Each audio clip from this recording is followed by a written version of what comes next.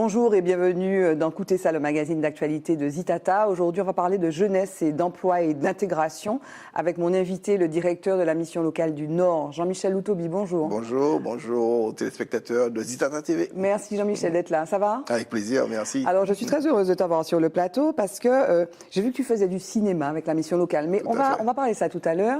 La mission locale du Nord, c'est une des trois missions locales de Martinique, donc comme son nom l'indique, du Nord. Tout à fait. Vous existez depuis à peu près 30 ans. C'est ça, l'année prochaine, 2023. Tu fais quoi alors? Donc tu travailles avec des jeunes. Voilà. En fait, la mission locale a été créée justement, alors c'est quelqu'un qui s'appelle Bertrand Schwartz qui a créé les missions locales au niveau national. Ça se passe en 82.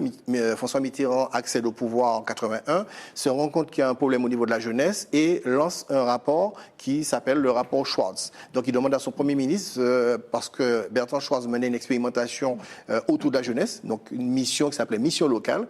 Et on a demandé à Bertrand Schwartz de pondre un rapport, le rapport Schwartz, qui a donné naissance aux missions locales en 1982. Donc les missions locales en général fêtent leurs 40 ans cette année. Et la mission locale Nord a été créée en 93 à l'initiative des maires des 5 communes, Robert, Trinité, Gros-Monde, Sainte-Marie et Marigot de l'époque. Et aujourd'hui, on regroupe les 18 communes du Nord et nous accompagnons 7700 jeunes avec 44 salariés. Donc ça correspond en fait à la géographie de Cap-Nord. De Cap-Nord, on est adossé pratiquement au territoire de la communauté d'agglomération. Voilà, et alors, on a l'impression que finalement, on a beaucoup parlé des jeunes, et on en parle de plus en plus. On en a beaucoup parlé l'année dernière, parce qu'il y a eu des violences qu'on leur imputait.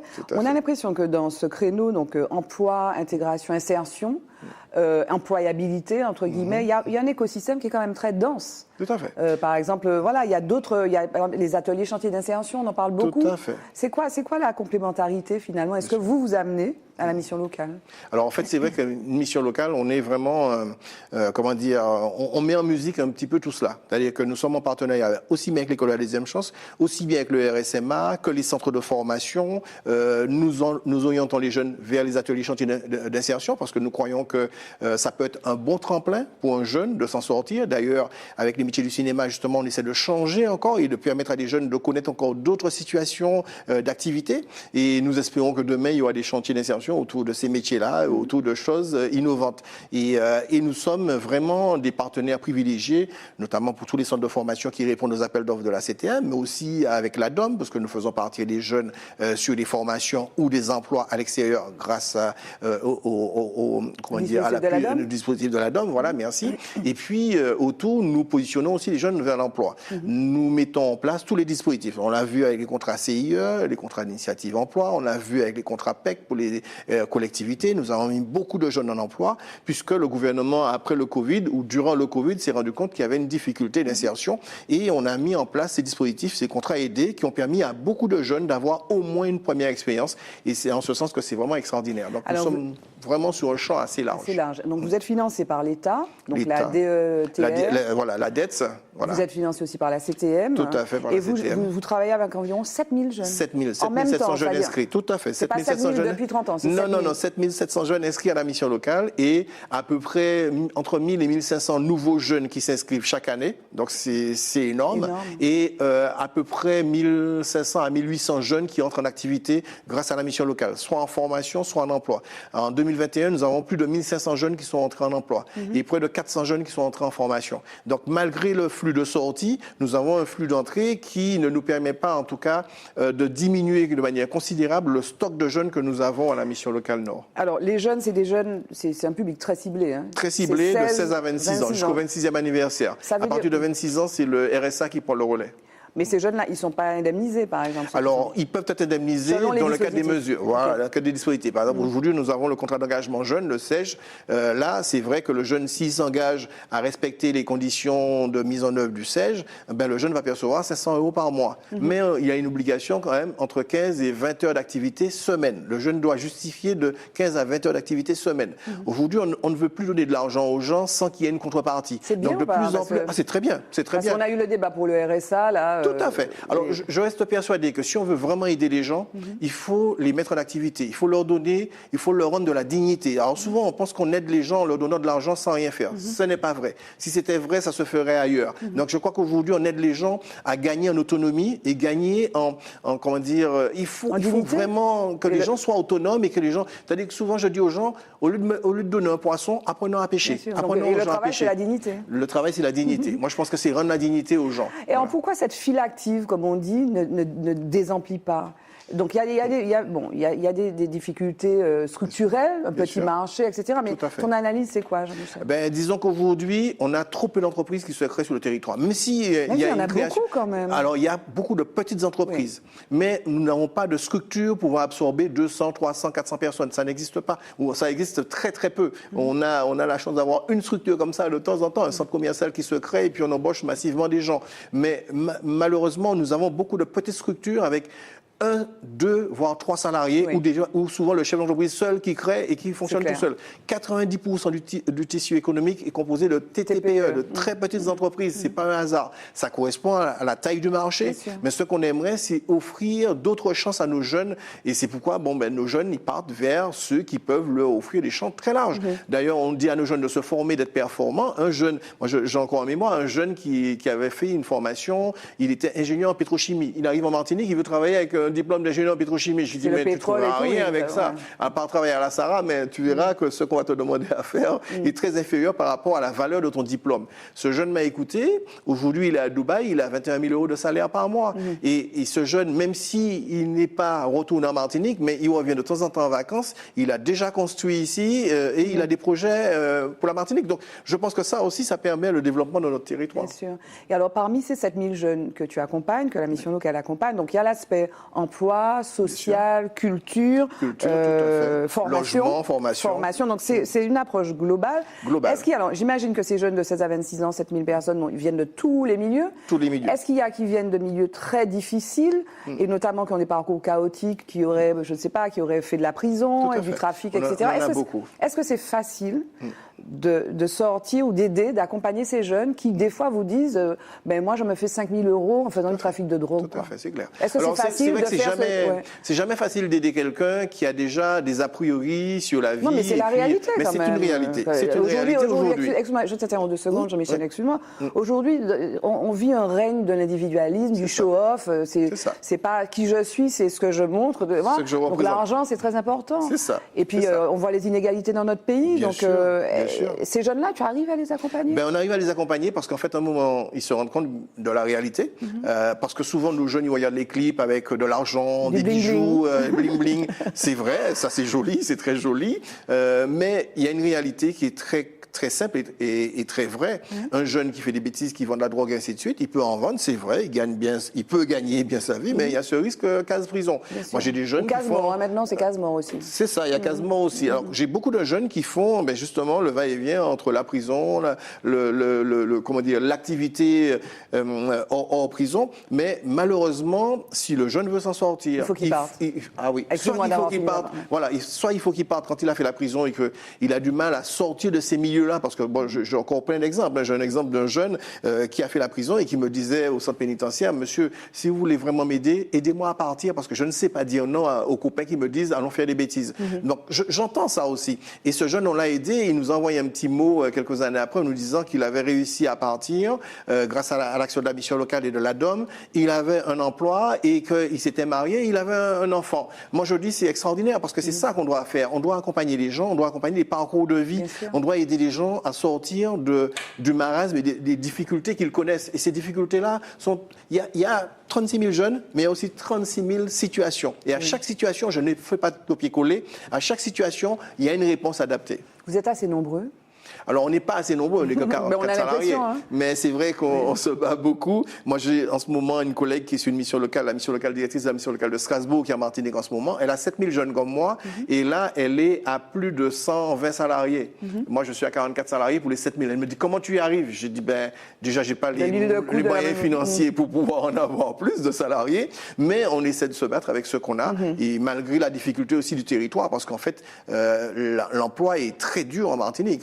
faut pas se mentir. On a des difficultés à faire de la mise en emploi. C'est pas de la mauvaise volonté. Il y a des jeunes qui ont envie de travailler, qui ont envie de s'investir, mais ils n'ont pas la chance de trouver un emploi pour pouvoir exercer leur talent. Et alors, en antenne, je te demandais, est-ce qu'il y a des gens qui sont inemployables à vie, des jeunes qui ne trouveront jamais à s'employer? C'est pas possible. C'est pas possible parce que chaque individu a quelque chose. Chaque individu a quelque chose. C'est-à-dire que souvent, on n'arrive pas à faire briller la pépite qu'il y a au fond de l'autre. Il faut aller chercher. Mais il faut aller chercher. Je prends comme exemple, on a réalisé le tournage d'un film, Les Mules Invisibles. Mais on allait en parler, oui. Voilà. Et j'ai 2 jeunes qui ont été mais vraiment exceptionnels sur le tournage, qui ont brillé. Voilà. Parce qu'on est allé les chercher,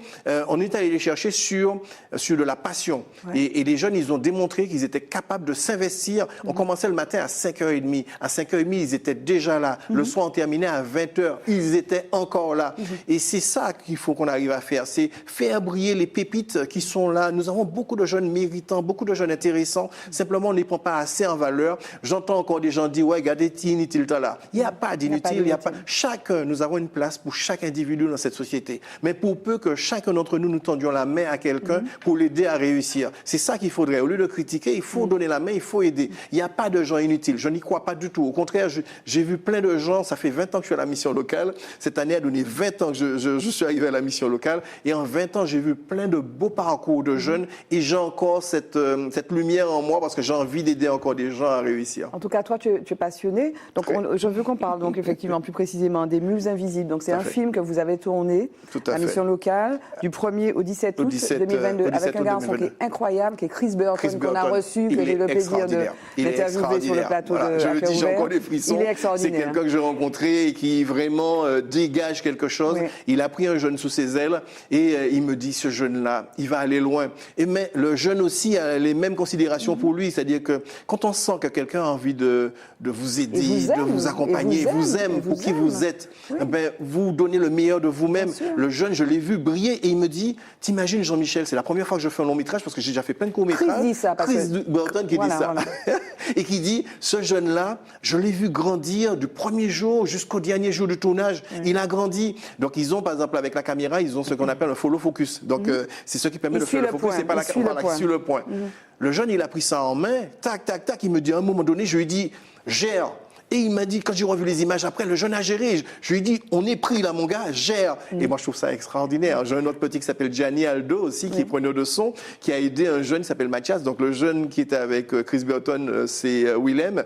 Willem est vraiment extraordinaire. Et puis, j'ai un jeune qui est Mathias. Mathias a été extraordinaire au son. Voilà. Et ce sont des jeunes à qui on a donné envie de faire quelque chose. Ils n'avaient jamais fait ça. Ils n'avaient jamais fait ça. Jamais fait ça. On a fait un truc avec eux sur les métiers du cinéma en début d'année. Ils sont avec nous sur la web TV qui a créé la mission locale qui s'appelle MyLink TV. Et puis voilà, on les voit petit à petit évoluer. Et je crois que c'est ça qu'on doit permettre à l'individu. On doit permettre à l'individu de trouver sa voie et d'évoluer et de se réaliser. Il y a des gens qui ont besoin de ça. Il y a des gens qui ne peuvent pas se réaliser seuls et qui ont besoin d'être accompagnés, d'être aidés et d'être mis en confiance surtout. Et alors, ce projet-là, donc, ils étaient combien ces jeunes sur le tournage? Alors, sur le tournage, on a dû avoir une trentaine de jeunes. Bon, il y a plein de jeunes qui sont venus et qui m'ont dit qu'ils n'allaient pas rester parce que c'était pas forcément payé. On rémunérait, mais on défrayait surtout sur les déplacements. Donc, moi, un jeune comme ça, moi, je n'oblige pas. Voilà, je n'oblige pas. Il n'y a que les rôles. Voilà, que les rôles qu'on payait. Et puis les autres, c'était des défraiements. Et ceux qui étaient là, ils étaient 7. Mais ils étaient 7 du début jusqu'à la fin et vraiment très impliqués et très investis. Et on verra à l'image ce que ça va donner. À mon avis, ce sera très bien. Et juste pour conclure sur ça, tu disais que donc, pour Chris Burton, c'était le premier long métrage qu'il faut dire parce qu'il ne trouve pas. Voilà, il a fait des cours, mais il a du mal à faire ici. Voilà, parce qu'en fait, c'est vrai que c'était 100% martiniquais. Le coproducteur, c'est Alchimiste Prod avec Christophe Agelan. C'est un Martiniquais qui était réalisateur. Moi, j'étais co-réalisateur. On avait Gianni Aldo donc sur le son. On avait Chris Burton donc à la caméra, chef opérateur. On avait Charlie Montagnac pour la partie lumière. On avait quelques personnes sur la partie tout ce qui est comment dire, toute la partie régie. On avait Singa, Jean-Baptiste. Toutes ces personnes, tous ces Martiniquais qui sont là et qui à longueur d'année, essaient de travailler ici et là. On avait Michael Chenard qui travaillent sur Tropique Criminel et qui étaient avec nous, qui étaient sur la partie costume. Vraiment, les gens se sont investis pour qu'on ait un produit martiniquais et qu'on démontre qu'en Martinique, on est capable de faire de très belles choses. Alors, il y avait eu un autre film, De l'ombre à la lumière, avec Max Monrose. Tout à fait. Et ce qui est intéressant là, c'est que tu me parles d'une cité du cinéma, en fait. Il y a un projet que vous portez à la mission locale, que tu portes, qui est la cité du cinéma avec la ville de Basse-Pointe. Avec la ville de Basse-Pointe. Donc, depuis le prix aux États-Unis et la rencontre avec Ingrid Jean-Baptiste, c'est vrai qu'on a beaucoup parlé parce qu'elle me disait, mais ce serait bien qu'il y ait une cité du cinéma en Martinique. Donc, on a repris un petit peu le flambeau. On a travaillé ça avec Madame le maire de Basse-Pointe, Madame Marie-Thérèse Casiméus, qui a tout de suite accepté de mettre un terrain à disposition pour réaliser cette cité du cinéma à Basse-Pointe et pouvoir mettre à disposition des studios d'enregistrement, mais aussi de la logistique, mettre une petite salle de cinéma avec une centaine de places pour permettre de diffuser les courts-métrages, les films qui ne passent pas à Madjana. Comme avant, avant il y avait des cinémas dans toutes les communes quasiment. Exactement, tout à fait. Et on veut partir. Alors, l'idée, c'est pas de concurrencer Madjana, c'est pas du tout ça. Non, mais c'est à Basse-Pointe, Madjana, ça cherche. Voilà, mais créer quelque chose d'un peu intimiste et mettre des films thématiques qui ne passent pas ailleurs. On voit beaucoup de films très intéressants avec des messages très forts, mais qui ne passent pas parce qu'en fait, ils sont pas bankable, donc ils passent pas dans les grands circuits. Voilà. Et c'est quoi les délais de cela? On espère 2025.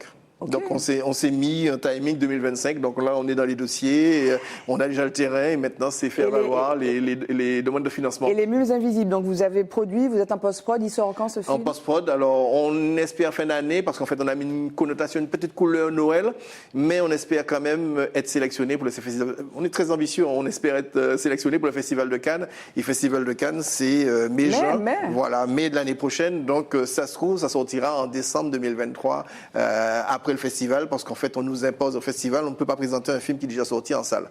Donc il faut présenter un film, ils veulent avoir l'exclusivité. Donc nous on se met ça comme objectif. Voilà, Cannes avec, et je me vois monter les marches de Cannes avec mes jeunes derrière moi et mes professionnels, parce qu'il faut à un moment donné des impulsions positives à toute cette jeunesse et puis à tous ceux qui sont derrière nous et qui sont là, qui sont moins jeunes, mais qui sont aussi les acteurs de cette société. Voilà. Jean-Michel, merci pour ta passion. Le temps est court, on a dépassé. Merci d'être venu nous parler de ce projet de la mission locale du Nord. Et puis, bonne continuation pour ce que tu fais. Merci, merci à toi aussi. Et salut à tous ces jeunes que tu accompagnes. Avec plaisir, toi aussi, Azitata TV, et puis Max Monrose qui fait un travail extraordinaire. Moi, j'aime les gens qui sont dynamiques et les gens qui ont l'espoir de créer des choses positives pour la Martinique. Merci Jean-Michel. Merci à vous de nous avoir suivis dans Écoutez ça. Je vous retrouve pour un autre numéro de notre magazine d'actualité. Bye bye.